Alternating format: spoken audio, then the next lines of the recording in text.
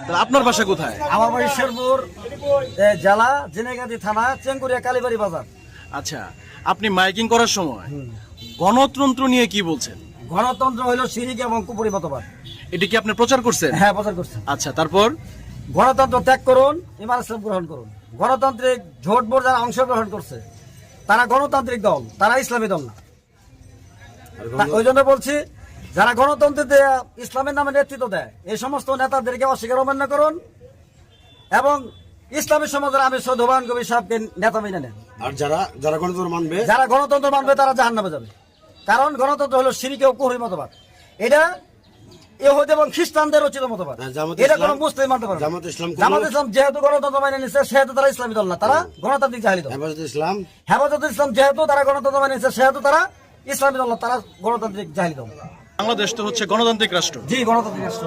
এই গণতান্ত্রিক রাষ্ট্রে আপনি গণতন্ত্র বিরোধী যে মাইকিং করলেন, আচ্ছা, আচ্ছা। এটা কতটুকু যৌক্তিক?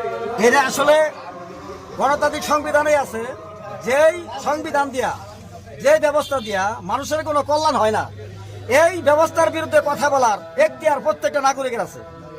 গণতন্ত্র যেহেতু কুফর এবং শিরকি মতবাদ, এটা সন্ত্রাসী কার্যক্রম পরিচালনা করার একটা কি মতবাদ। এই গণতন্ত্র শিরকি কুফরি মতবাদ, এই গণতন্ত্র যারা মানবে ইসলামের বিপরীতে যেহেতু সংবিধান, এটা মানলে অবশ্যই সে জাহান্নামে যাবে। তার নামাজ হজ জাকাত আমার কিচ্ছু হবে না। এটা আমি ইমানদার হিসেবে আমার দায়িত্ব, এটা আমি অবশ্যই বলবো। আমি এ পর্যন্ত 8 বার অ্যারেস্ট হয়েছি। আমি ইসলামী সমাজ করি আজ 26 বছর যাবত। আমি শেরপুর জেলা দায়িত্বশীল, আমাকে 8 বার অ্যারেস্ট করা হয়েছে, 8 বার রিমান্ডে গেছি।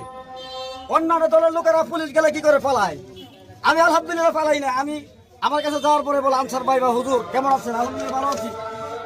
কয় আপনার কাছে আমরা আইলাম, কয় ওসি সাহেব যাইতে বলছে, এসপি সাহেব যাইতে বলছে। আমি বলে আপনি আসলেন কেন? এই যে সময় নষ্ট করলেন, গাড়ির তেল খরচ করলেন, এটা অপব্যয় করছেন, আমাকে তাকে ফোন করলে আমি যাবো।